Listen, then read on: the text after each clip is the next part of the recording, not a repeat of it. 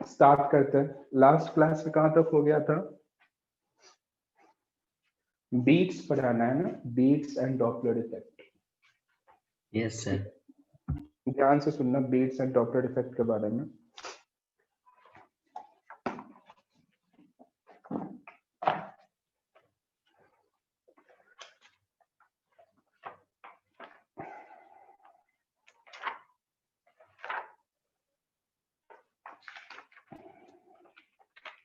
Resonance column tube बता दिया था, उस पर क्वेश्चंस भी करा दिया था। ठीक है।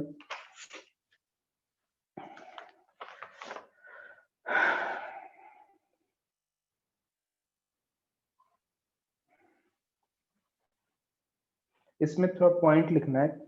इंटरफेरेंस इन टाइम, हेडिंग लिखो इंटरफेरेंस इन टाइम, ब्रैकेट में beats. Interference in time, bracket में बीट्स लिखना। The phenomenon of beats is observed. The phenomenon of beats is observed if two or more sources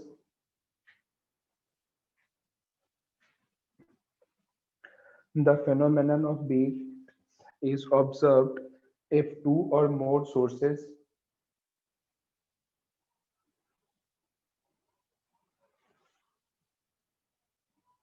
of slightly different frequencies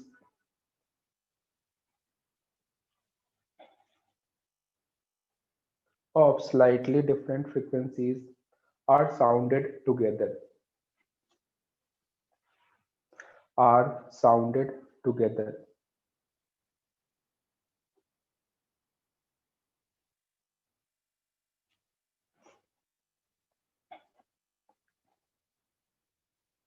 Due to slight difference in the frequency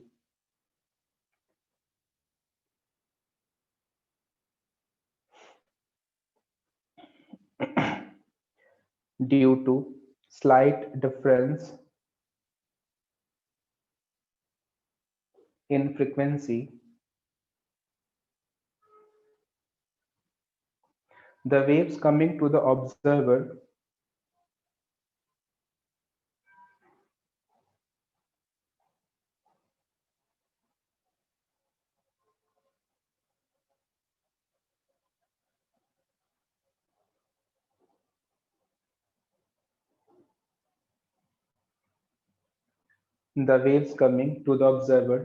sometimes will be in phase, sometime will be in phase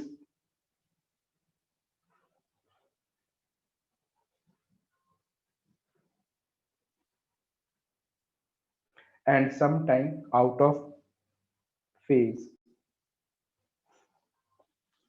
sometime out of phase.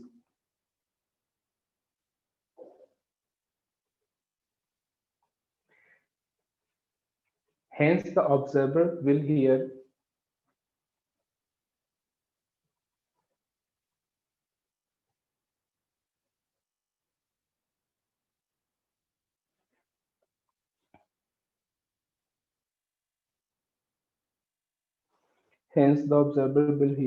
maximum and minimum sound alternatively. Maximum and minimum sound alternatively. This phenomenon is called beats. This phenomenon is called beats.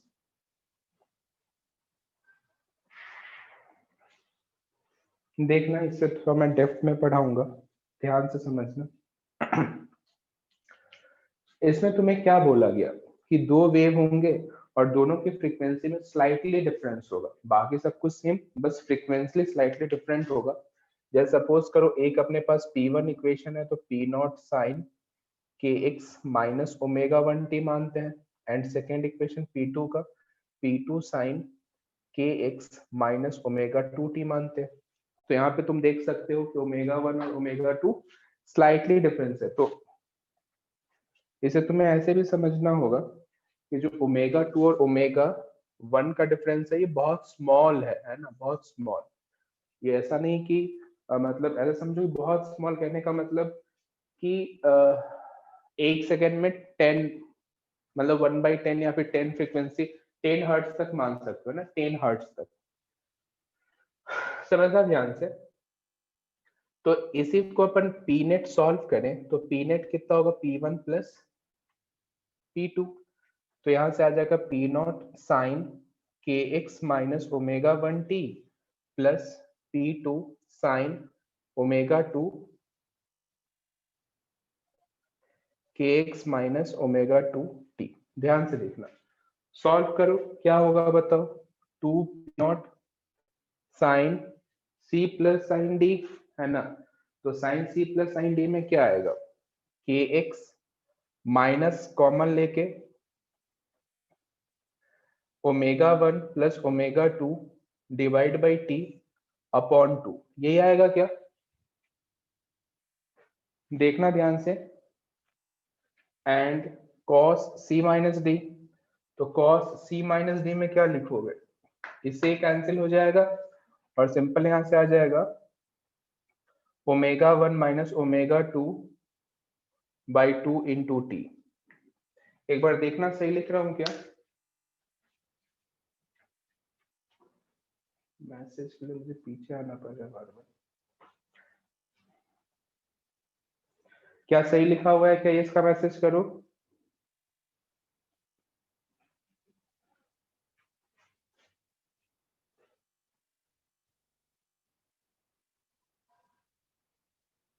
आवाज आ रही है क्या, सुन पा रहे हो।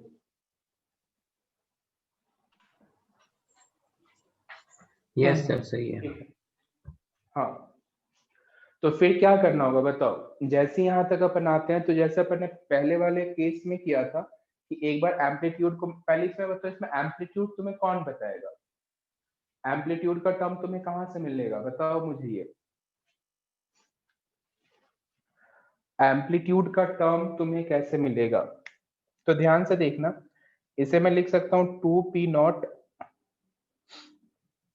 cos omega 1 minus omega 2 divide by 2 into time into sine kx minus omega 1 plus omega 2 divide by 2 into time. तो देखो इसका जो रिजल्टेंट आया ना, इस बार तुम देखो कि इसका एम्पलीट्यूड x में नहीं टाइम t में है, ऑब्वियसली क्योंकि तुम इंटरफेरेंस कौन से में करा रहे हो, इन टाइम करा रहे हो। तो यहाँ पे जो एम्पलीट्यूड बनेगा वो एम्पलीट्यूड होगा 2p not cos omega 1 minus omega 2 by 2 into T, है ना। तो ये जो टर्म होगा ये एम्पलीट्यूड के तरह काम करेगा। देखना पहले इतना नोट करो, फिर अपन एम्पलीट्यूड को मैक्सिमाइज मिनिमाइज करेंगे।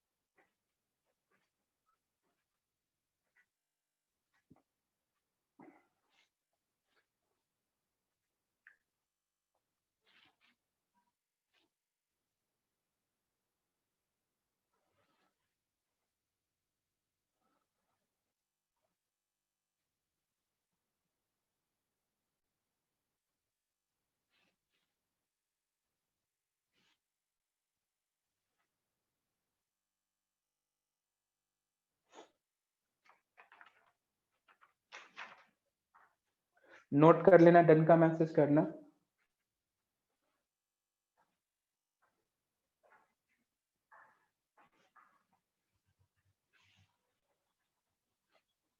देखो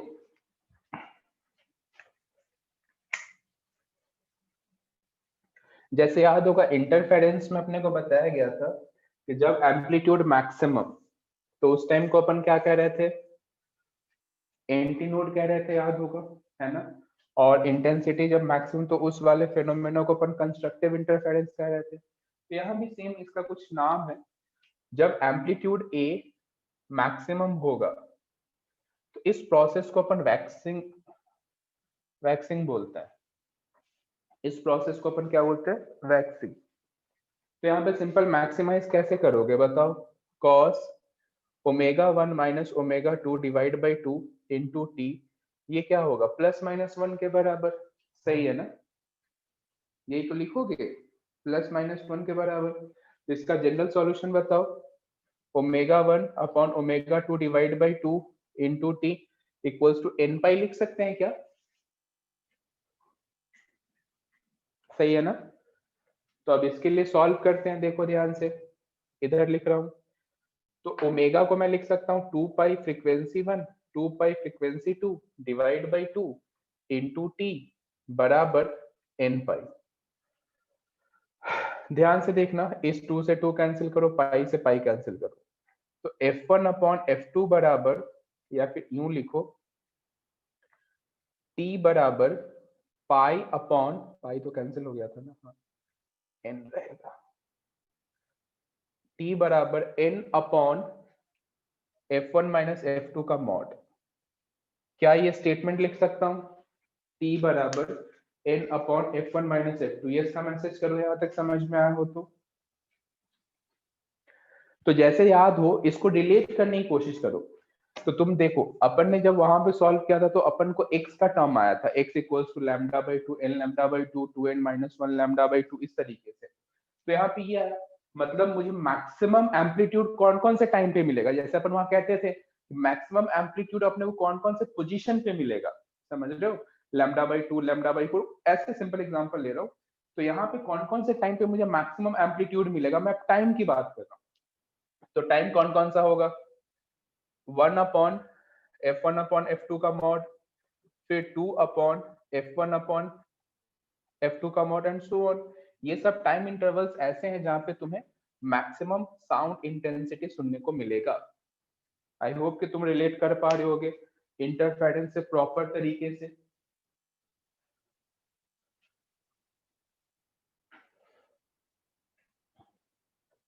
कनेक्ट कर रहे हो क्या, इंटरफेरेंस इन टाइम तुम अभी पढ़ रहे हो, पहले तुमने पढ़ा था इंटरफेरेंस इन डिस्टेंस कह लो, क्योंकि मैं किसी पर्टिकुलर पोजीशन पे दो वेव का सुपरपोजिशन देख रहा था।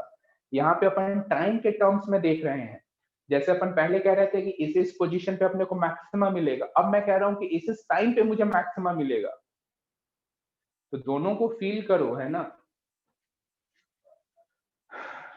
पैटर्न अलग अलग है बट दोनों का एम एक ही है।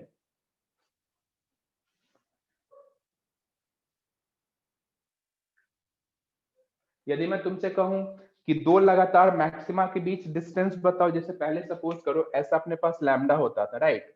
यदि मैं तुमसे कहूं कि दो एंटी नोड के बीच डिस्टेंस बताओ, दो नोड के बीच डिस्टेंस बताओ, तो अपन बता देते थे। तो सिमिलरली दो कंसेक्यूटिव मैक्सिमा के बीच टाइम बताओ तो भी बता सकते हैं अपन, दिस माइनस दिस तो कितना आएगा 1 अपॉन f1 माइनस f2 का मॉड, है ना। तो दो कंसेक्यूटिव मैक्सिमा कितने इंटरवल पे सुनाई देगा वो भी तुम बता सकते हो। फील करना चीजों को, बहुत इजी हो जाएगा ये टॉपिक। यहां तक नोट हो गया हो तो डन का मैसेज करो, फिर आगे इसका दूसरा केस देखते हैं। देखना दूसरा केस क्या होगा जब a मिनिमम होगा, a क्या होगा मिनिमम। तो इस प्रोसेस को अपन क्या कहेंगे, वैनिंग। पहला वैक्सिंग और दूसरा वैनिंग। तो वैनिंग में क्या होगा, इसको जीरो करोगे, जनरल सॉल्यूशन बताओ कितना लिखोगे, 2n माइनस 1 पाई बाई 2 लिखोगे क्या, बोलो।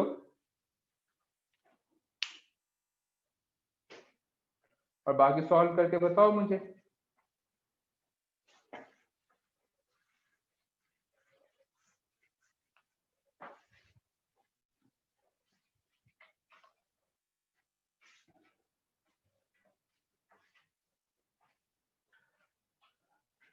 तो देखो इस 2 से 2 कैंसिल कर, फ्रीक्वेंसी को क्या लिखोगे 2 पाई f1 माइनस f2, है ना, इक्वल्स टू 2n माइनस 1 पाई, पाई से पाई निपटाओ, निपटा दिया, यहाँ t भी होगा, तो t equals to 2n minus 1 upon 2 तो कैंसिल हो गया था, ये 2 रह गया था, 2 अपॉन f1 माइनस f2 का मॉड। तो ये आ गया। अब इसका मैं जनरल सॉल्यूशन लिखूं तो क्या क्या आएगा बताओ। 1/2 F1 माइनस F2, फिर आगे 3/2 F1 माइनस F2, फिर आगे 5/2 F1 minus F2 and so on. तो ये तुम्हें टाइम पता लग गया, इस टाइम पे तुम्हें मिनिमा सुनाई देगा। अब तुम ध्यान से देखो तो दो मैक्सिमा के बीच एक मिनिमा है। देखो दो मैक्सिमा का टाइम क्या था, 1/F2 माइनस F1 या F1 माइनस F2 कह लो, और 2/F2 माइनस F1। इन दोनों के बीच एक 0.5 है, दिख रहा है तुम्हें? मतलब दो मैक्सिमा के बीच एक मिनिमा। ये कुछ वैसा ही है कि जैसे दो नोड के बीच एक एंटी नोड, या दो एंटी नोड के बीच एक नोड। समझ पा रहे हो क्या? कनेक्ट करना है अपने को प्रॉपर तरीके से।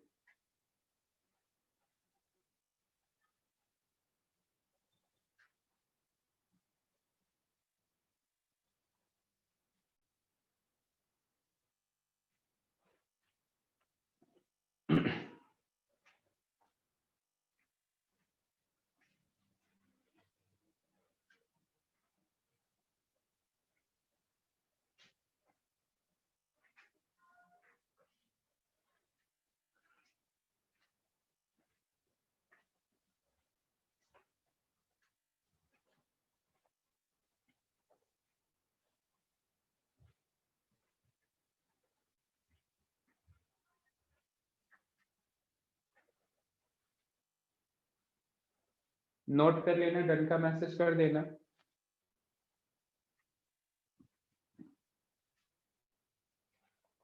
चलो, एंड तुम्हें मैं बता दूं, mod of F1 minus F2 या F2 माइनस F1 बात एक है क्योंकि मॉड लगा दिया। इसी को अपन बीट फ्रीक्वेंसी कहते हैं। क्या कहते हैं? Beat frequency. तो तुम जैसे समझ पा रहे होगे कि दो कंसेक्यूटिव मैक्सिमास के बीच में एक मिनिमा है। मिनिमा कहने का मतलब टाइम से है ना। जैसे मान लो एक मैक्स, मतलब मुझे मैक्सिमा 1 सेकंड पे, 2 सेकंड पे, 3 सेकंड पे, 4 सेकंड पे सुनाई देता है, तो मिनिमा कब कब सुनाई देगा? 0.5 सेकंड पे, 1.5 सेकंड पे, 2.5 सेकंड पे, इस तरीके से। क्या बात समझ रहे हो तुम? तो ये सिंपल सा इसका फंडा है। इस पे बेस्ड एक क्वेश्चन करते हैं, फिर आगे बढ़ेंगे।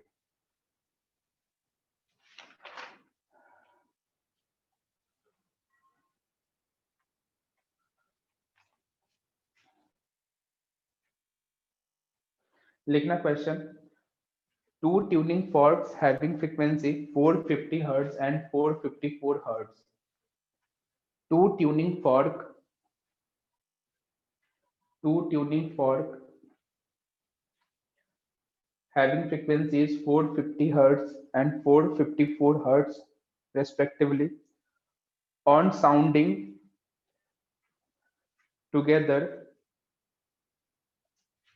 on sounding together, calculate the time interval,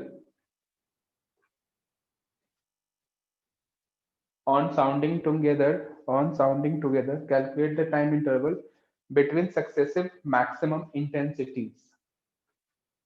Between successive maximum intensities.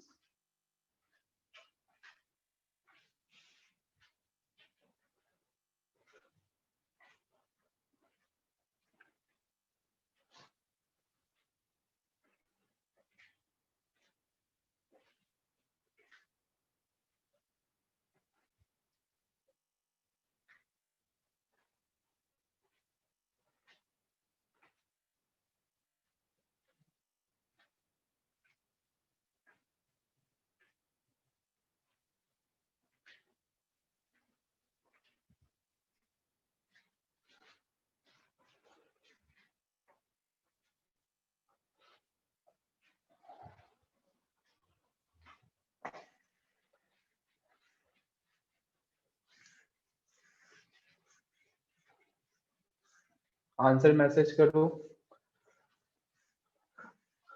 देख के बताने वाला क्वेश्चन है। दो सक्सेसिव मैक्सिमास के बीच में टाइम इंटरवल कितना होगा, ये तुमसे पूछा है। बिल्कुल सही। देखो तुम्हें पता है 1 upon mod of F1 minus F2, फिर अगला होगा 2 upon mod of F1 minus F2। तो F1 माइनस F2 का मॉड कितना होगा, 4 होगा, तो 1 अपॉन 4 और 2 अपॉन 4, तो इसका जो गैप है वो तो 1 अपॉन 4 का ही है ना। तो इतने सेकंड बाद तुम्हें कंसेक्यूटिव मैक्सिमा सुनाई देगा। क्या समझ गए क्या तुम? ये इसका मैसेज करो। चलो नेक्स्ट क्वेश्चन देखेंगे जो जनरली इस पे पूछा जाता है।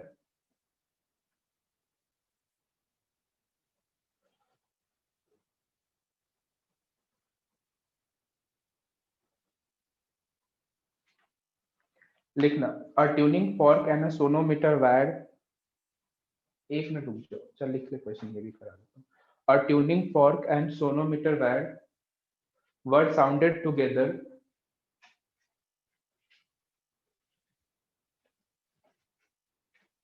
a tuning fork and a sonometer wire were sounded together and produced 4 beats per second and produced 4 beats per second.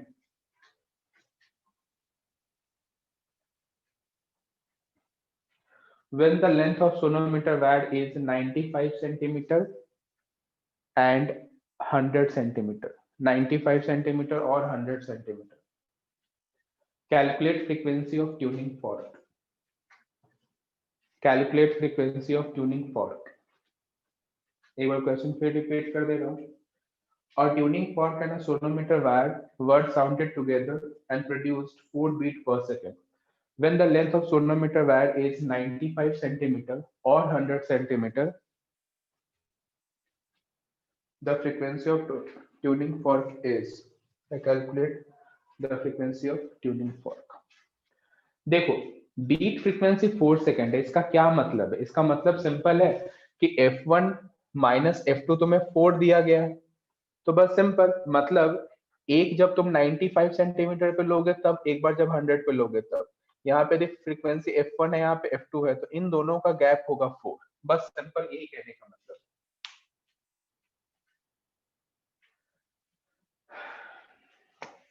लगाओ दिमाग क्या होगा। तो ट्यूनिंग फॉर्क की फ्रीक्वेंसी तुम्हें फाइंड आउट करनी है।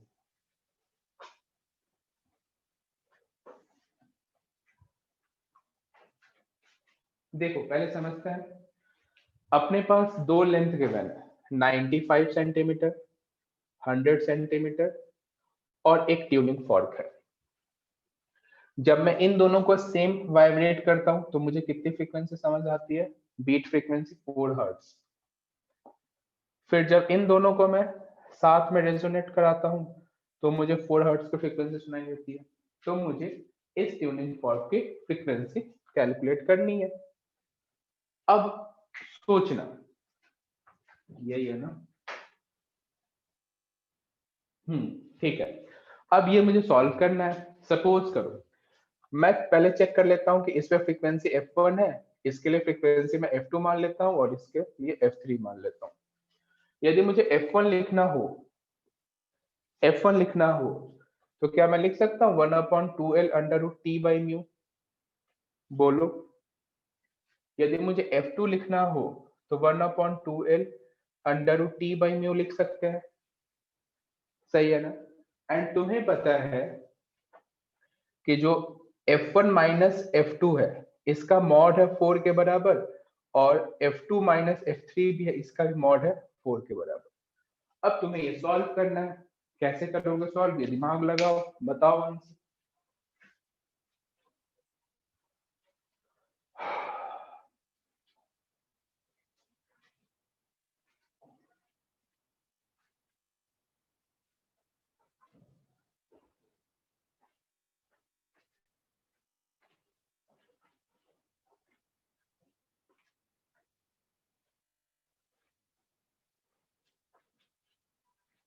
एंड तुम्हें यहाँ समझ में आ जाएगा कि F1 और F3 बराबर है। क्यों? क्योंकि क्वेश्चन में और लिखा हुआ है। और का क्या मतलब है कि 95 सेंटीमीटर पे प्ले करो या नहीं, या 100 पे प्ले करो, दोनों तो बराबर कर सकते हैं। नहीं, बराबर नहीं कर सकते, बराबर नहीं है। एक बार प्लस होगा एक बार माइनस होगा, इसलिए बोला गया है। सही है। करो, देखो क्या क्या एलिमिनेट कर सकते हो। आ जाना चाहिए आंसर मेरे हिसाब से।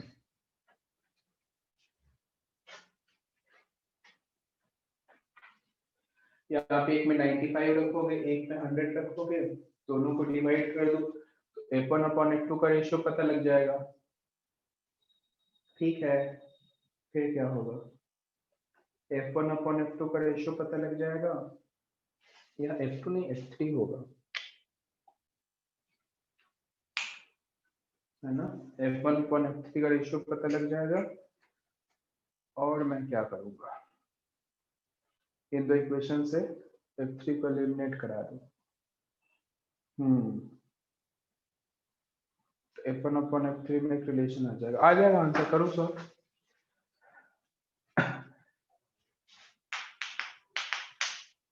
लगाओ दिमाग, आएगा आंसर। देखो सबसे पहले क्या करो, पहले तुम्हें ये देखना होगा, मैं ये मानता हूँ कि F1 ज्यादा है, तो F1 ज्यादा है मतलब इसे मैं 95 रखूंगा, तो मैं 95 सेंटीमीटर ही रख रहा हूँ, इसे यहाँ पे मैं 100 सेंटीमीटर रख रहा हूँ। दोनों को डिवाइड करो तो F1 अपॉन F3 कितना आएगा, 100 अपॉन 95 आएगा, तो इसको 20 लिख, इसे 19 लिख, है ना। अब इसे मैं एडजस्ट करूं तो F1 ज्यादा है, F1 ज्यादा है, सही लिखा, F3 का मैं सही है। अब इन दो इक्वेशन को मैं ऐड करूं तो इसे कैंसिल हो जाएगा, तो F1 माइनस F3 कितना होगा, 8 के बराबर। ध्यान से देखना, तो F1 को मैं क्या लिख सकता हूं, 20 अपॉन 19 F3 माइनस F3 बराबर 8। सॉल्व करो तो यह आ जाएगा F3 अपॉन 19 इक्वल्स टू 8, तो यहां से F3 पता लग गया, 19 इंटू 8। अब जैसे मुझे F3 पता लगा तो F2 पता लग जाएगा, कैसे, तो F2 equals to 4 plus 19 into 8। देखो सॉल्व करके कितना आता है। इस क्वेश्चन को बाद में इसलिए लेना चाह रहा था क्योंकि बढ़िया क्वेश्चन था। ठीक है,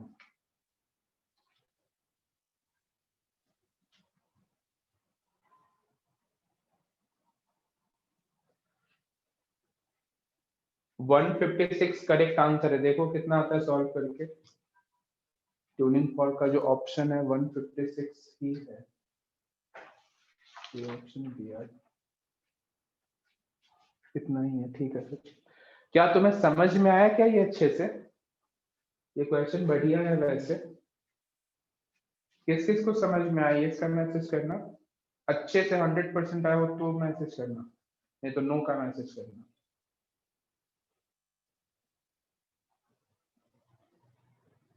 कुणाल को नहीं आया, ओके, पता था मुझे।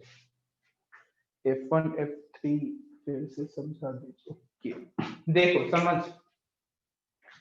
क्वेश्चन का सिलेक्शन गलत हो गया, ये मुझे लास्ट में लेना चाहिए था। खैर, सुनना ध्यान से, एक स्ट्रिंग है, समझना, एक स्ट्रिंग है, यहाँ पे अपन ने वाइब्रेशन किया जो भी है, ठीक है, एक बार 95 सेंटीमीटर है और ट्यूनिंग फॉर्क है, तो ट्यूनिंग फॉर्क और 95 सेंटीमीटर के बीच अपन जब रेजोनेंस कराते हैं तो 4 बीट पर सेकंड सुनाई देता है। मतलब सिंपल समझ में आता है कि स्ट्रिंग का फ्रीक्वेंसी और ट्यूनिंग फॉर्क के फ्रीक्वेंसी में 4 का गैप है। अब ज्यादा का कौन है, कम कौन है, मुझे नहीं पता, ठीक है, अच्छी बात है। अच्छा, जब मैं 95 की जगह 100 ले रहा हूं लेंथ, फिर भी मुझे 4 बीट पर सेकंड सुनाई दे रहा है। मैं, इसका सिंपल सा मतलब है कि पहले हो सकता है कि ट्यूनिंग फॉर्क की फ्रीक्वेंसी ज्यादा होगी, तो जब 90 मतलब जब अपन स्ट्रिंग का लेंथ को चेंज करा तो उस टाइम जो स्ट्रिंग की जो फ्रीक्वेंसी वो ज्यादा हो गई होगी, ऐसा अपन अनुमान लगाते हैं, सिंपल सा हाइपोथेटिकल बता रहा हूँ। तो पहले मैंने यहाँ से आइडिया लगाया कि एक 95 सेंटीमीटर है और एक बार 100 सेंटीमीटर है, तो कौन से केस में फ्रीक्वेंसी ज्यादा होगा, तो तुम्हें क्लियरली समझ में आ रहा है कि F1 फ्रीक्वेंसी ज्यादा होगा। मतलब F1 ज्यादा होगा, इसका क्या मतलब है कि F1 ज्यादा होगा, F3 कम होगा, मतलब इसके बीच में ट्यूनिंग फॉर्क की फ्रीक्वेंसी होगी। इसका मतलब F1 माइनस ट्यूनिंग फॉर्क की फ्रीक्वेंसी 4, समझ Yes, लो, sir. और F2 माइनस F3 का फ्रीक्वेंसी 4। तो ये मैंने रिलेशन फाइंड आउट कर लिया, मॉड वॉट का काम यहाँ से अपन ने हटा लिया क्योंकि मुझे पता लग गया कौन ज्यादा है कौन कम है, ये मैंने आइडिया लगा लिया है कि किसकी वैल्यू ज्यादा है किसकी वैल्यू कम है। ऑब्वियसली यहीं से पता लगा, देखो 95 है मतलब ये ज्यादा, 100 है तो ये कम, तो इसके बीच में ट्यूनिंग फॉर्क लाई करेगा, तो सबसे ज्यादा ये, फिर कम ये, फिर कम ये, तो इससे मुझे आइडिया लग गया। ठीक है, अब जैसे ही आइडिया लगा तो मैंने इन दोनों का रेशियो निकाल लिया, तो रेशियो है 20/90, हम दोनों को ऐड किया तो इक्वेशन से सॉल्व कर लिया, आंसर है तुम्हारे सामने।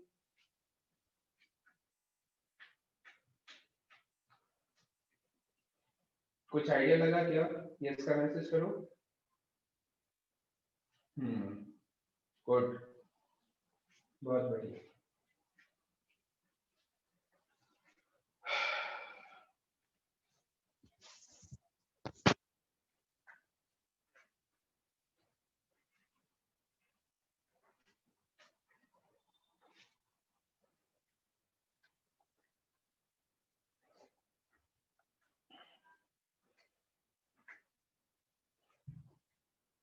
नोट कर लिए हो तो डन का मैसेज करो, फिर नेक्स्ट क्वेश्चन देखेंगे।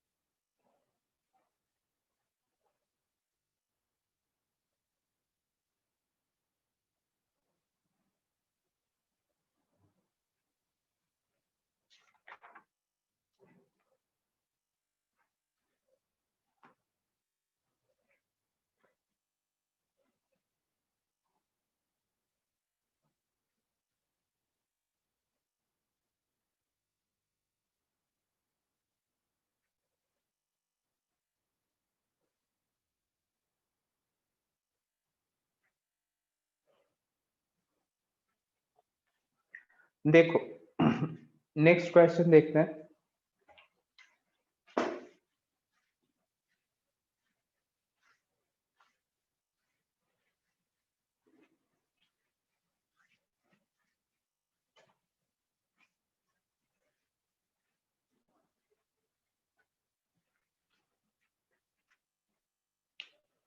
ध्यान से सुनना, मान लो एक इक्वेशन है 10 sin 100 pi t minus 100x, p2 equals to 10 sin 104 या 108 pi t minus 100x। तुमसे पूछा गया है फाइंड बीट फ्रीक्वेंसी। जल्दी से आंसर बताओ तो, फाइंड बीट फ्रीक्वेंसी, ये अपने को क्वेश्चन दिया गया है और बीट फ्रीक्वेंसी तुम्हें सॉल्व करने को बोला गया है। 4, बहुत बढ़िया यार। तो इस टाइप का क्वेश्चन गिवन होगा, क्या करोगे, यहाँ से तुम्हें ओमेगा 1 पता लग जाएगा, यहाँ से ओमेगा 2 पता लग जाएगा, और तुम्हें जैसा बताया गया है बीट फ्रीक्वेंसी किसके बराबर, mod of f2 minus f1 है, जो भी लिखना चाहो लिख सकते हो। तो फ्रीक्वेंसी यहाँ से क्या लिखोगे, 2 पाई f1, तो f कितना है, यहाँ से 50 आएगा क्या, और यहाँ से 54 आएगा, है ना, तो 54 माइनस 50 डेट इज 4 हर्ट्ज। समझ में आया हो, ये इसका मैसेज करो।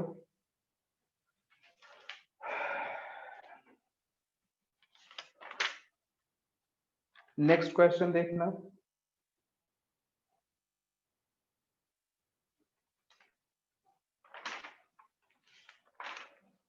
एक फ्रीक्वेंसी मतलब बीट फ्रीक्वेंसी पे एक टाइप का और क्वेश्चन फ्रेम होता है, वो भी तुमसे मैं देखता हूँ। मिल जाओ यार, कहाँ गया।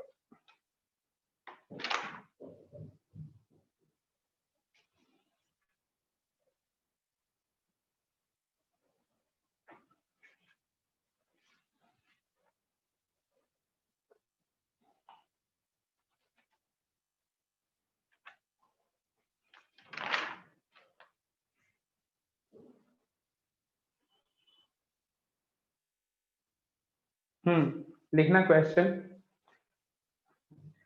when two tuning fork 1 and 2, when two tuning fork 1 and 2 are sounded together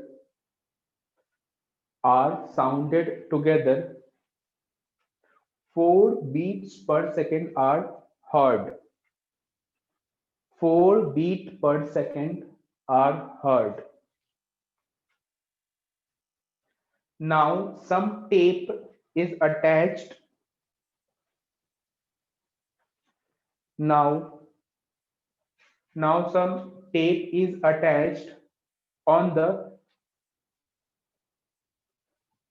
prong of the fork second.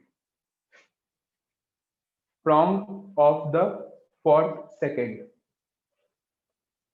When the tuning fork are sounded again,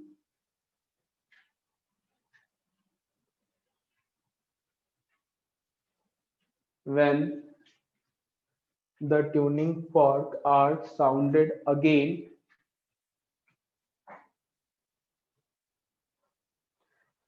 6 beat 6 beats per second 6 beats per second are heard. 6 beats per second are heard if frequency of fork 1 is 200 hertz. If frequency of fork 1 is 200 hertz, then calculate original frequency of tuning fork second. Then calculate original frequency of tuning fork second.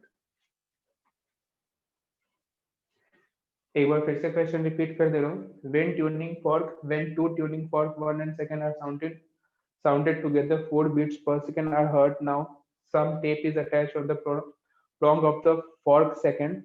When the tuning fork are sounded again, 6 beats per second are heard. If the frequency of fork 1 equals to 200, then calculate tuning fork frequency of tuning fork second original, है ना.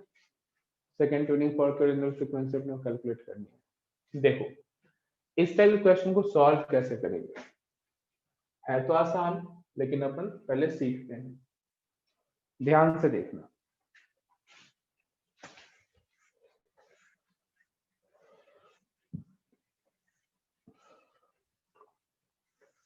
देखो सबसे पहले ये tuning fork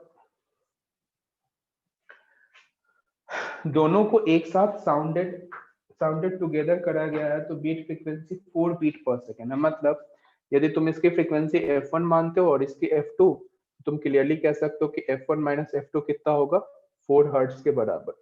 कौन ज्यादा है कौन कम है मुझे नहीं पता, इसे मैं ट्यूनिंग फॉर्क 1 कहता हूँ, इसे ट्यूनिंग फॉर्क सेकंड कहता हूँ. मुझे ऐसा क्वेश्चन में गिवन है कि फर्स्ट ट्यूनिंग फॉर्क की फ्रीक्वेंसी है 200 हर्ट्ज. तो पॉसिबिलिटी क्या है सेकंड की, तो या तो 196 हर्ट्ज हो सकता है या तो 204. यही दो पॉसिबिलिटी है. इसी दो में से कोई एक आंसर आएगा. पहले ये तुम्हें समझ में आया हो तो ये इसका मैसेज करो, क्योंकि मुझे क्लियरली लिखा हुआ है कि 4 बीट पर सेकंड की फ्रीक्वेंसी समझ में आ रही है. इसका सिंपल सा मतलब है या तो ये 196 होगा या तो 204 होगा. इसी दो में से कोई एक आंसर होगा. इतना तो कंफर्म हो गया. अच्छा, उसके बाद क्या बोला गया, उसके बाद के स्टेटमेंट को करना. Some tape is attached on the prong of the fork second. अब मैंने इस पे कुछ टेप अटैच कर दिया. अब सोच यदि मैं टेप अटैच करूंगा या फिर इस पे मोमबत्ती लगा दूंगा, मतलब ऐसा भी लिखा जाता है कि वैक्स को ऐड कर दिया या फिर कुछ इम्प्योरिटीज को ऐड कर दिया, तो कुछ भी ऐड किया गया है तो ये भारी हो जाएगा. समझना. अब ये भारी होता है तो इसको वाइब्रेट करना मुश्किल होगा. समझना ध्यान से. तो कहने का मतलब इसका जो एक्चुअल फ्रीक्वेंसी जितना भी होगा, अब टेप लगाने के बाद उसकी फ्रीक्वेंसी उससे तो कम हो जाएगी ना. क्या बात समझ रहे हो. उससे कम हो जाएगी. यदि मान लो मैं कहता हूं कि इसकी फ्रीक्वेंसी 196 है, तो 196 से कम, या 204 है तो इससे कम. अब तुमसे क्या बोला गया कि जब इन दोनों को फिर से मैं साउंडेड टुगेदर करा तो मुझे 6 बीट पर सेकंड सुनाई दिया. अब सोचो मैं तुमसे कहता कि मैंने इसे कम करा, तो सपोज 204 से होके कम कितना हो जाएगा, 203 हो जाएगा. एक सिंपल एग्जांपल समझते हैं. तो जब ये 203 हुआ तो इसके साथ जब मैं देख रहा हूँ बीट फ्रीक्वेंसी तो कम हो गया ना. पहले 4 था अब 3 हो गया. क्वेश्चन में कह रहा है कि और बढ़ गया है, तो बढ़ गया इसका क्या मतलब कि 196 यदि कम होता है तो पॉसिबिलिटी है कि दोनों की बीट फ्रीक्वेंसी बढ़े। समझ रहे हो बात को? तो कहने का मतलब सीधा है कि मेरा आंसर कितना है 196। नहीं आया समझ?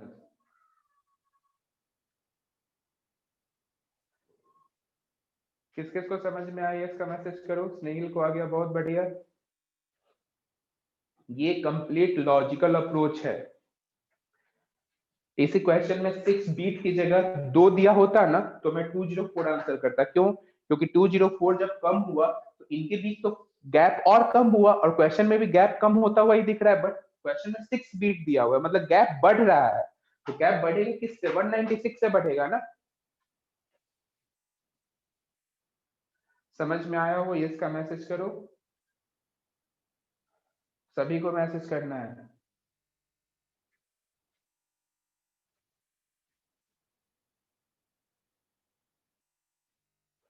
सोचो सोचो, लॉजिकल क्वेश्चन है, सोचो।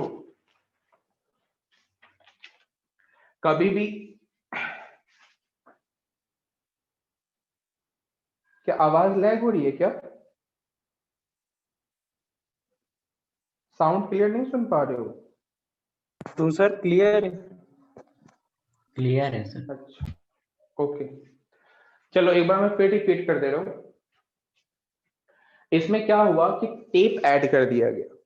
टेप ऐड कर दिया जाए या फिर कुछ, देखो कुछ क्वेश्चंस ना तुम्हें लॉजिकली भी हैंडल करना होगा। लॉजिकली हैंडल करने का मतलब सिंपल है कि जैसे सपोज करो मैंने यहाँ पे टेप ऐड किया, तो टेप ऐड करने से क्या होगा, ये भारी हो जाएगा, सिंपल समझते हैं। तो इसको वाइब्रेट करना डिफिकल्ट होगा, मतलब जो उसका एक्चुअल फ्रीक्वेंसी है उससे कम होने वाला है अब फ्रीक्वेंसी।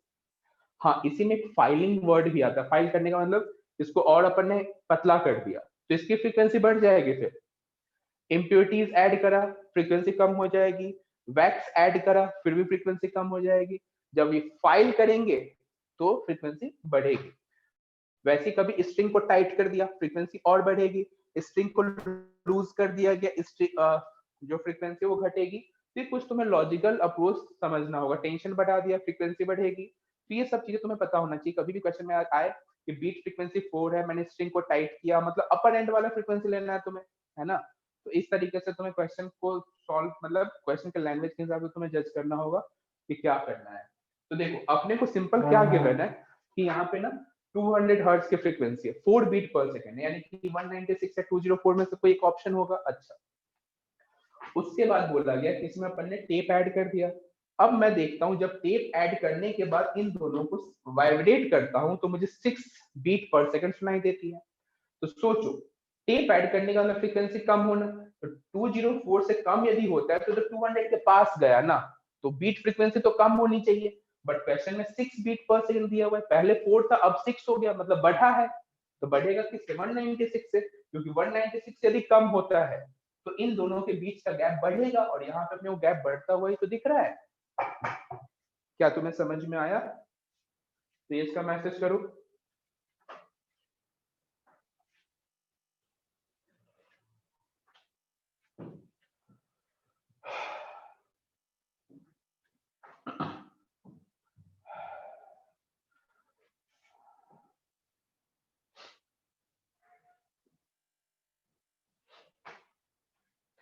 चलो नेक्स्ट क्वेश्चन देखेंगे।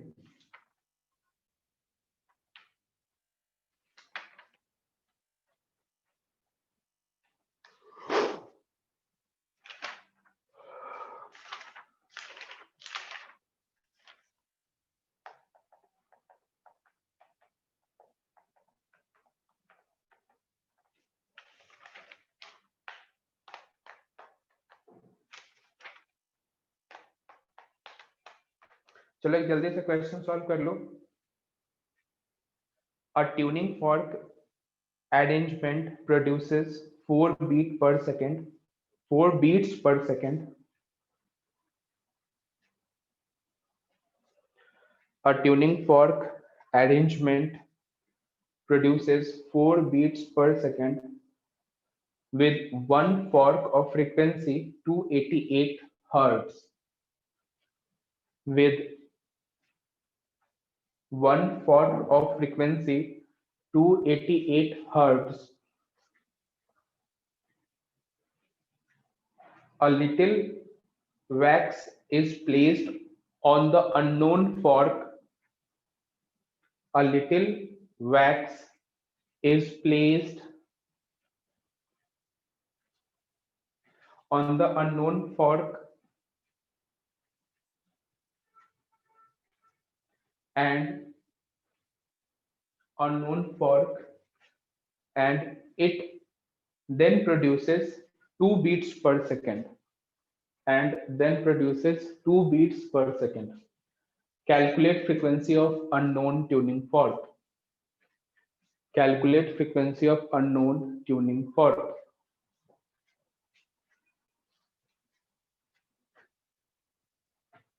करो सॉल्व खुद से। ये तो आंसर सही बताना है यार, लगाओ दिमाग। तो क्वेश्चन रिपीट है। क्वेश्चन रिपीट कर दो। A tuning fork arrangement produces 4 beats per second with one fork of frequency 288 Hz. A little wax is placed on the unknown fork and then it produces 2 beats per second. Calculate the frequency of unknown tuning fork.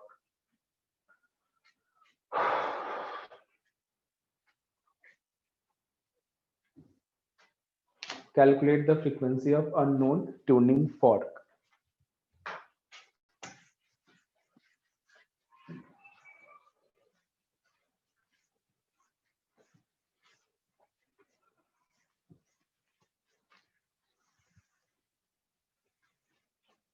ये question मैं solve नहीं करूंगा, तुम लोग अपना देखो and solve करके बताओ। अब एक डॉपलर इफेक्ट बचता है। 292 है क्या सर का आंसर? तो एक बार ये इसका मैसेज करो, इसका भी मैं आंसर देख के लेता हूँ।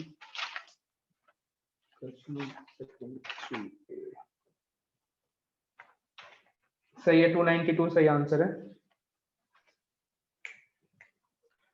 तो अब अपना बीट्स भी कंप्लीट हो गया। अब आता है डॉपलर इफेक्ट, साउंड का लास्ट टॉपिक। हेडिंग लिखो, डॉपलर्स इफेक्ट। इंपॉर्टेंट टॉपिक, आसान, भयंकर आसान।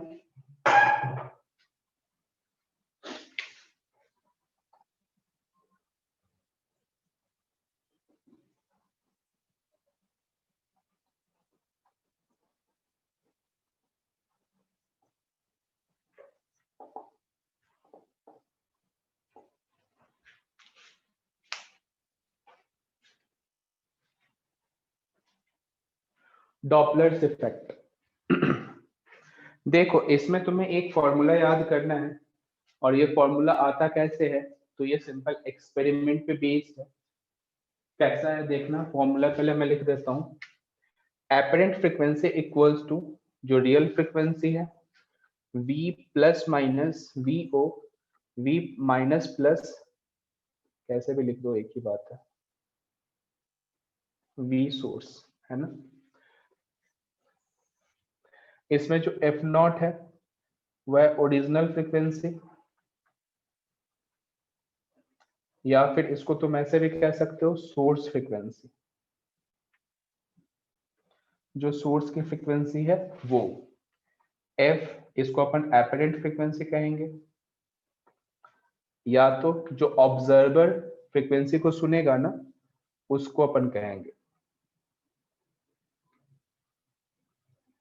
ऑब्जर्वर। ठीक है, heard by the observer. V है क्या, स्पीड ऑफ साउंड। VO है क्या, speed of observer. And VS है क्या, स्पीड ऑफ सोर्स। ये पहले पॉइंट नोट कर लो, फिर इसके केसेस देखेंगे कैसे ये काम करता है।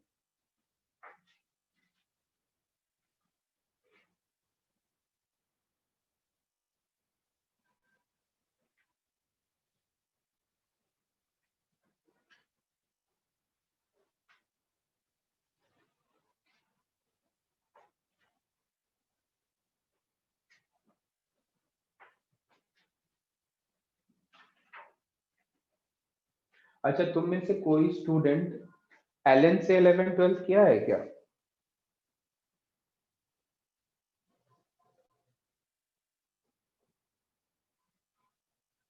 नहीं, ओके, कोई भी नहीं है।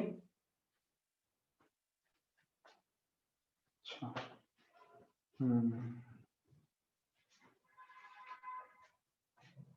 तो ये सब टॉपिक वेव वगैरह तो पहली बार ही पढ़ रहे होगे अच्छे से, कि पहले पढ़ा हुआ था?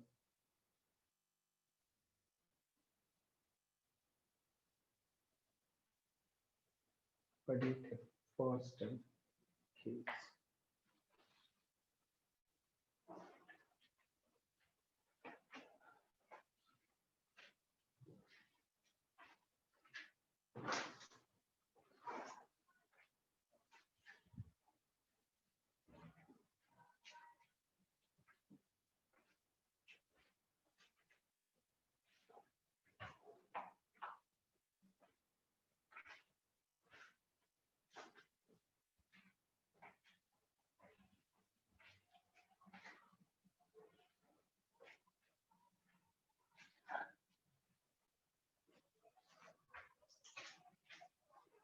नोट कर लियो, डन का मैसेज करो, फिर इसके केसेस देखेंगे। ध्यान से सीखना।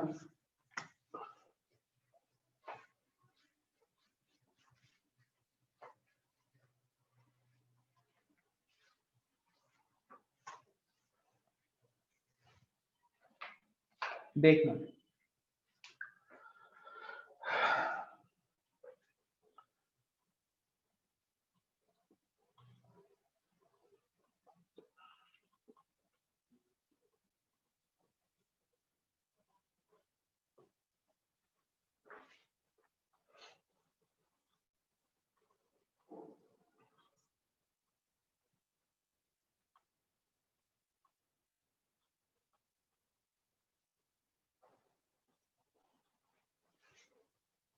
मान लो इसमें से कोई एक, ये अच्छा नहीं है यार, छोड़ दे। इसमें से किसी एक को अपन सोर्स मान लेते हैं, एंड इसे एक बार अपन ऑब्जर्वर मान लेते हैं।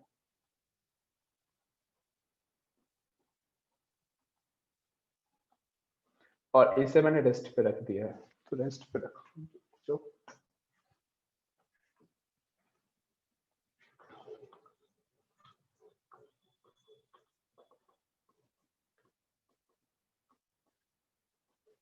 ये रेस्ट पे है,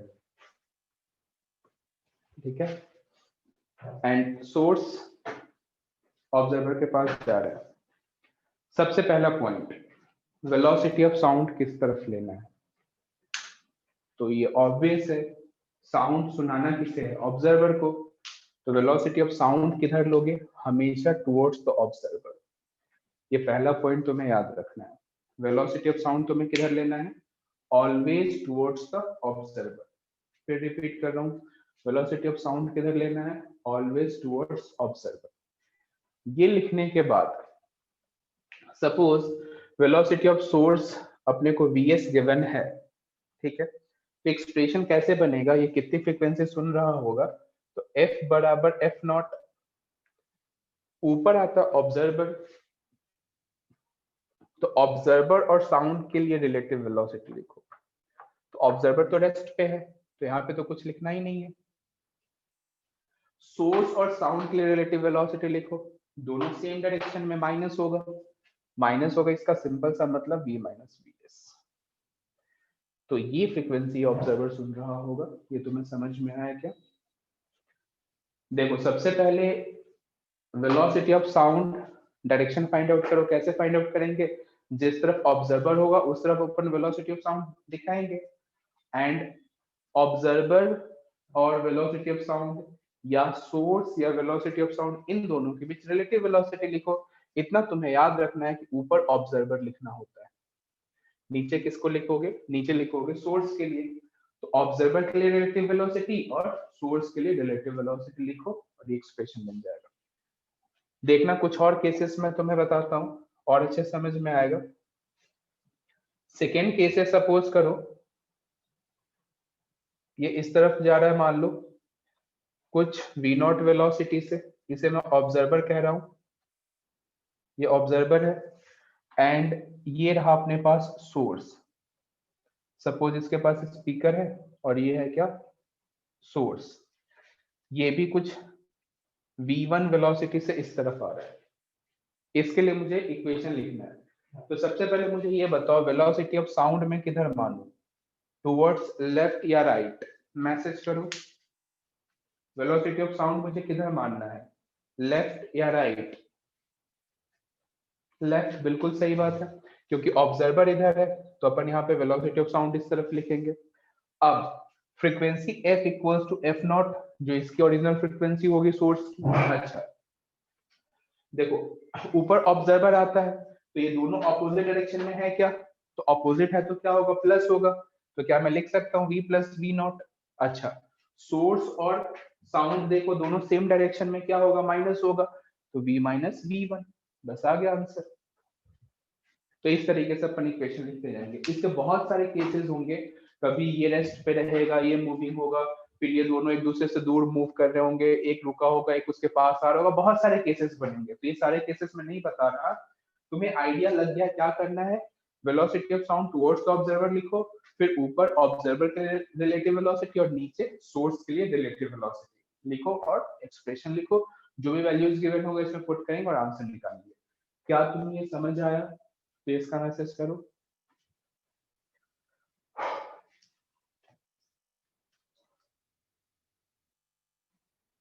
नोट करना।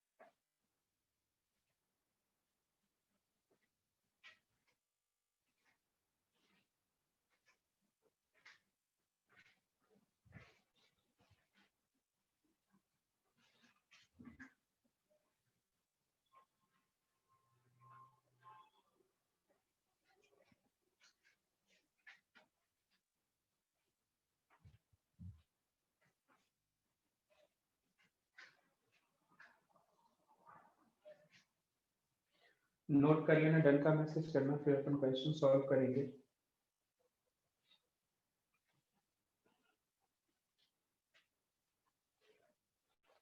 समझ में आया ना सभी को किस तरीके से रिलेटिव वेलोसिटी लिखना है अपने को? सबसे पहले एक रफली डायग्राम हमेशा ड्रॉ होना चाहिए, ठीक है? एक रफली डायग्राम हमेशा ड्रॉ करना है और फिर उसके बेसिस पे इक्वेशन लिखना है। चलो क्वेश्चन लिखना, लिखो।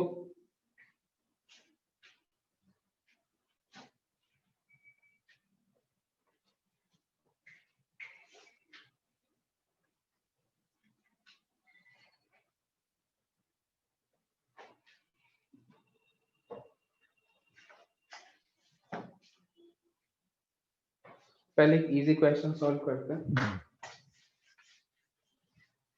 मैं तुम्हें सिचुएशन डिस्क्राइब कर देता हूँ, डायग्राम से तुम्हें बताना है।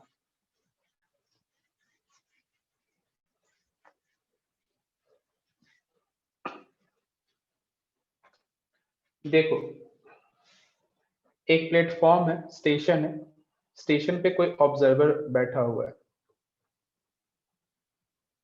ऑब्जर्वर बैठा हुआ है और रेलवे स्टेशन पे एक तरफ से ट्रेन आ रही है, ठीक है? ट्रेन आ रही है, सपोज करो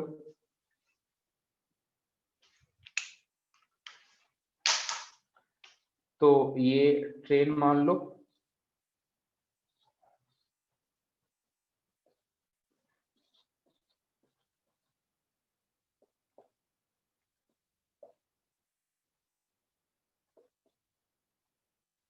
ठीक है।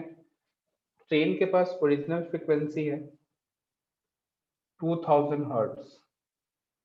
कितना? 2000 हर्ट्ज।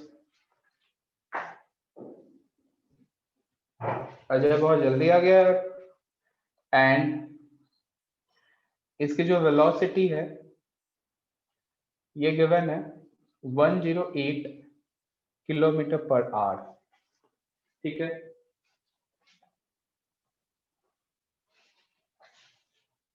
सब लेफ्ट क्यों हो गए?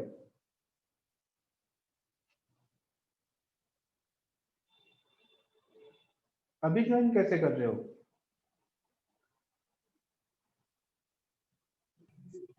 सर नेटवर्क थोड़ा खराब था तो इसलिए उसको लीव कर दिया तो वापस रीजॉइन किया। अच्छा अच्छा, ओके, ठीक है ठीक। देखो फ्रीक्वेंसी है 2000 हर्ट्ज, वेलोसिटी है 108 किलोमीटर पर आवर, ठीक है। तुमसे बोला गया है कि find the frequency heard by observer when train when train crosses to the observer. इस तरीके से अपने को बताना है। वेलोसिटी ऑफ साउंड गिवन है 330 मीटर पर सेकंड। ये है वेलोसिटी ऑफ साउंड, मैं लिख देता हूँ प्रॉपर।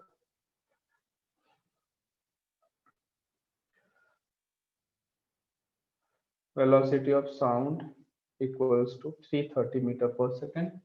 तुमसे पूछा गया find apparent frequency heard by the observer, समझ जाना, while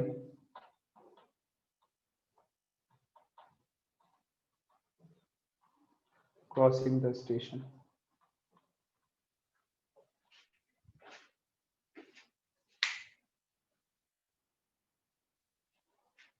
करो कैलकुलेट।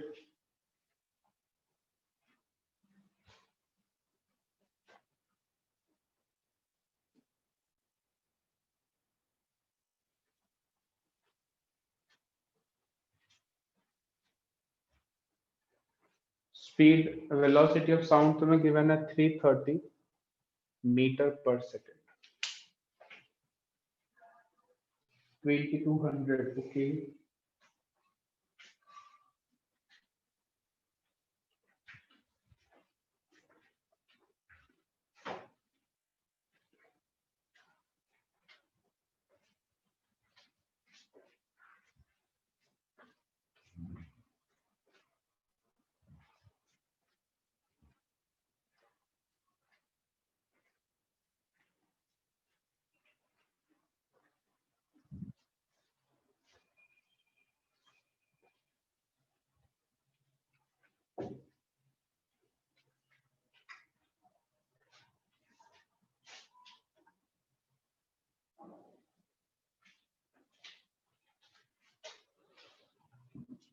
बहुत आसान है,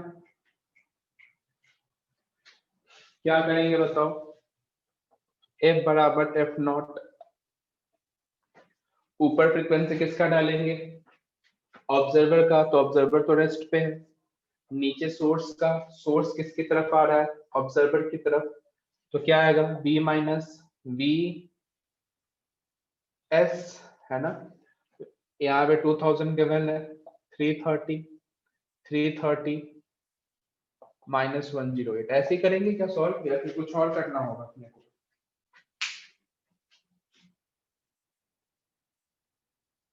क्या चेंज करेंगे? बहुत बढ़िया। देखो ये किलोमीटर पर आवर में है तो इसे मीटर पर सेकंड में कन्वर्ट करना मत भूलना। 5/18 कर लोगे, कितना आएगा? 30, है ना। तो सिंपल यहाँ पे तुम्हें 30 सब्ट्रैक्ट करना है, देख लेना कैलकुलेशन। तो 2000 इंटू 330 डिवाइड बाई 30, इधर 11, तो 2200 हर्ट्ज आंसर। समझ में आया वो? इसका मैसेज करो।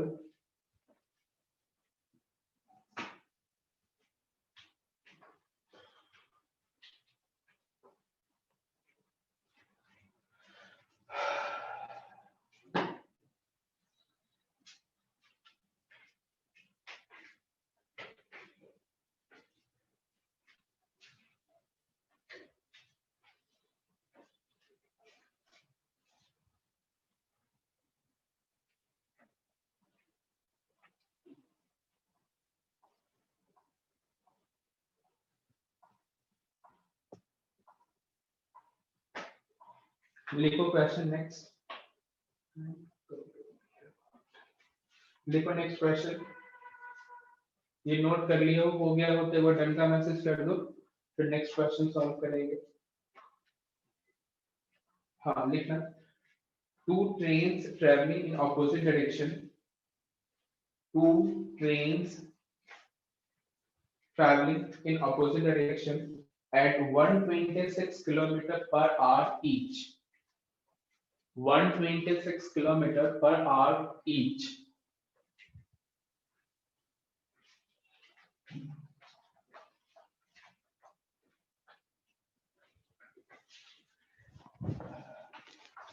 Cross each other while one of them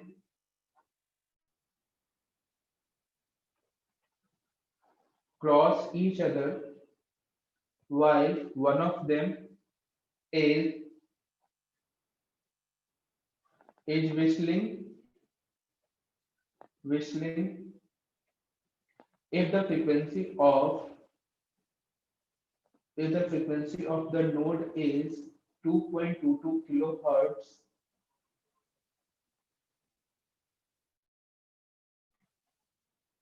if the frequency of the node is 2.22 kilohertz,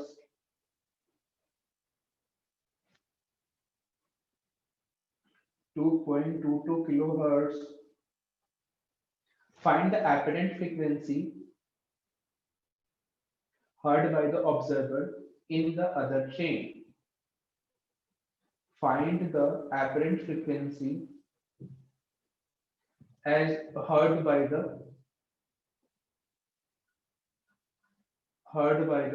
observer in the other chain. Question का first part,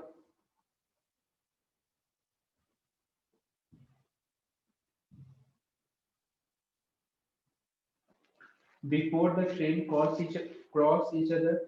Question का first part, before the train cross each other.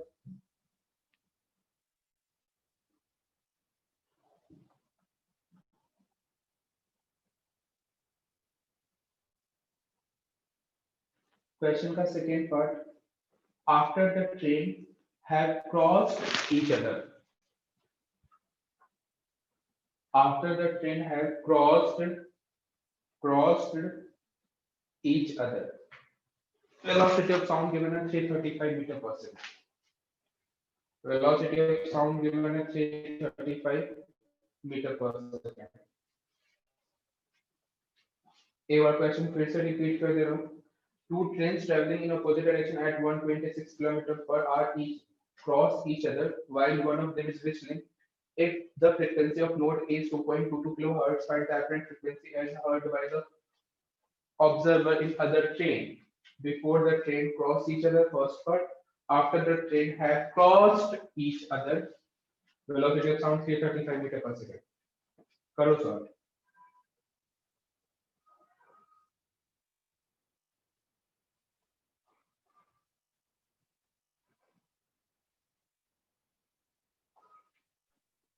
Sir speed of sound क्या है? 335 trains of axis, 335। दो situation है, दोनों के लिए अलग अलग डायग्राम ड्रॉ करो और फिर फाइंड आउट करो।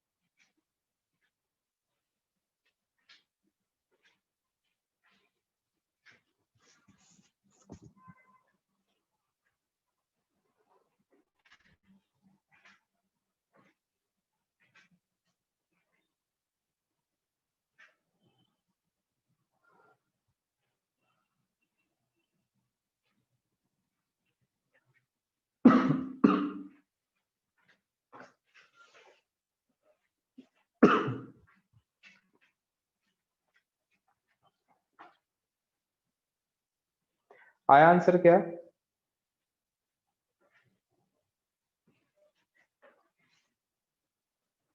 टू 738 बिल्कुल सही आंसर है।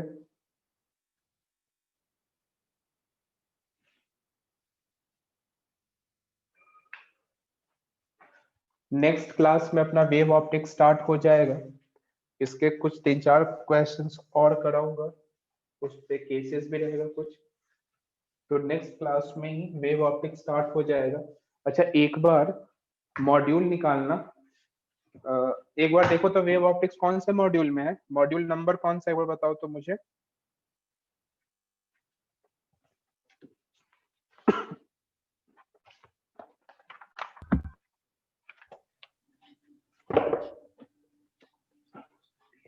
सर एक 1 बार में। देख के, 1 में है क्या?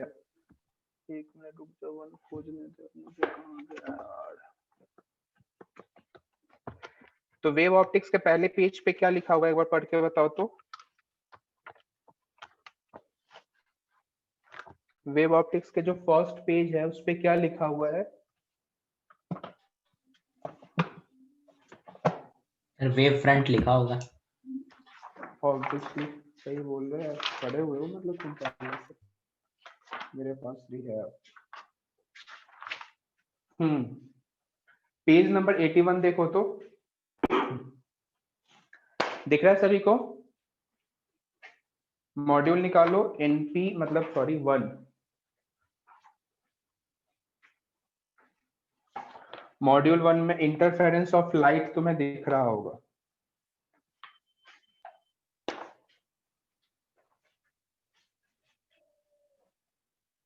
मॉड्यूल तो है ना सभी के पास?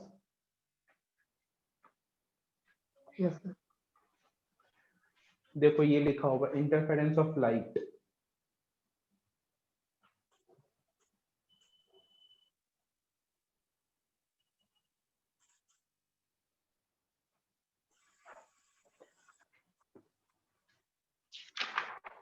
तो तुम्हें क्या करना है, पेज नंबर 81, 82 एंड 83 को अच्छे से रीड करके आना है। इवन तुम इसके आगे भी पढ़ोगे तो बहुत कुछ समझ में आ जाएगा, बट तुम्हें इसके थ्योरेटिकल पार्ट्स को अच्छे से पढ़ना है, अंडरलाइन करना है, और जो भी इंपॉर्टेंट पॉइंट्स लगे वो तुम्हें नोट्स में लिखना है।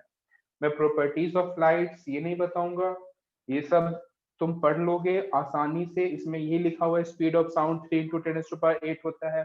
विजुअल विजिबल लाइट की जो रेंज है वो 400 नैनोमीटर से 700 नैनोमीटर के बीच में होता है। तो ये सब तुम पढ़ सकते हो, है ना? तो ये पढ़ लेना। मैं direct Huygens principle wavefront से स्टार्ट करूंगा। इसके पहले वाले जो थ्योरेटिकल बैकग्राउंड है वो तुम्हें पढ़ के आना है। एक बार पेज पलट के देखोगे तो तुमने इंटेंसिटी वगैरह सॉल्व किया हुआ है, तो बहुत आसान हो जाएगा अपना ये टॉपिक। ऑल्दो मैं फिर से पढ़ाऊंगा सब कुछ, डोंट वरी, घबराना मत।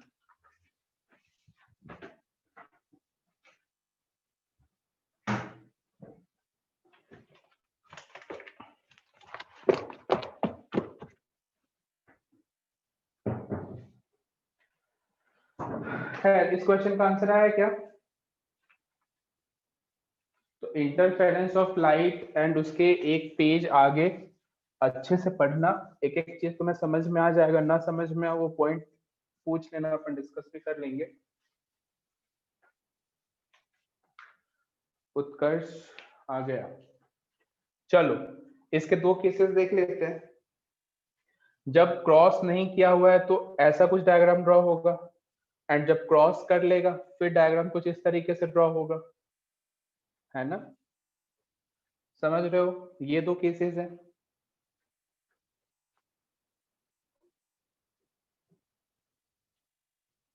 तो देखना सिंपल, दोनों की स्पीड इक्वल है तो v1 v1 मान लेता हूं। इसमें से एक सोर्स है और दूसरा कोई ऑब्जर्वर है। इसमें से किसी एक को सोर्स मान लो, दूसरे को ऑब्जर्वर मान लो। अब वेलोसिटी ऑफ साउंड किधर लेना, ऑब्जर्वर की तरफ, इधर भी वेलोसिटी ऑफ साउंड ये लोगे। तो पहले वाले के लिए इक्वेशन लिख रहा हूँ, क्या लिखोगे? F = F0 observer, v - v1 source, v - v1, यही लिखोगे क्या पहले के लिए? ऐसा मत करना कि ऊपर नीचे, यही होगा क्या? देखो नो सर। क्या होगा फिर? सर जब वो क्रॉस नहीं हुए होंगे सर, तो सर ये नीचे अरे, मतलब ये पहले तो होगा ना। नीचे प्लस आए, नीचे प्लस आएगा ना। पर ऊपर प्लस आएगा ना यार, दोनों अपोजिट में है। सर हाँ सर, Yes, sir. पहले पहले ऊपर प्लस आएगा, बाद में नीचे हाँ। वाले में नीचे plus। इधर देख, ऑब्जर्वर ये रहा, v माइनस v1 और v प्लस v1, बस सिंपल। कर लो सॉल्व, कर लोगे क्या इसके आगे? आंसर इसका है 2738 और 1800 हर्ट्ज। 2738 और 1800 हर्ट्ज, ये दो आंसर्स हैं, देख लेना। तो वेव मतलब डॉपलर में का तो क्वेश्चन और कराऊंगा, इससे कुछ केसेस बताऊंगा, उसका ये टॉपिक अपना खत्म हो जाएगा। फिर वेव ऑप्टिक्स स्टार्ट करेंगे। एक बार फिर रिपीट कर दे रहा हूँ, वेव ऑप्टिक्स में जो इंटरफेरेंस वाला पार्ट है, थ्योरेटिकल पार्ट है, वो तुम्हें पढ़ के आना है। तो ये क्वेश्चन सभी को समझ में आया हो, एक बार यस का मैसेज करो, फिर आगे बढ़ेंगे। आगे मतलब क्लास एंड करेंगे।